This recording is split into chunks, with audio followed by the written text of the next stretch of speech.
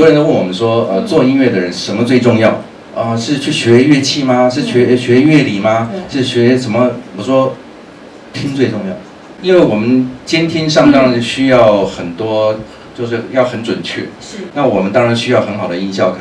有些人甚至要求说音效卡可以把你原来做的音乐更加加分了。那这个音效卡当然本身就有这样的一个能力。那对我来讲，就是说它能够准确的传达。把高品质的声音，因为我们在录音室里面，其实录制的过程中要求都是最高的。那你在 playback 的时候，当然也是需要同样的一个等级的东西。那这样音效卡当然帮助我们在做音乐的时候很重要的一件事情。那其实我们收纳产品线呢，最主要是分成4个产品线，包括你们可以看到这一边，第一个是我们天籁发烧友，也是我们这次记者会的主角，就是收纳 Essence 系列。然后另外一个是游戏玩家，这部分最高阶的 model 是我们之前跟耳机大厂 Sennheiser 合推的一款叫 Sonar Sense 的高阶的 gaming 商号。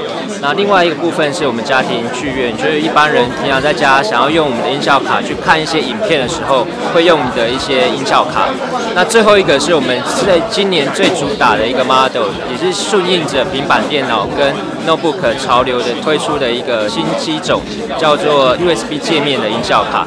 那其实这边记得你可以看到说，我们目前所有产品线总共有4个 model， 那包括在这4个产品线，其实目前的一个成熟度其实都是蛮成熟的。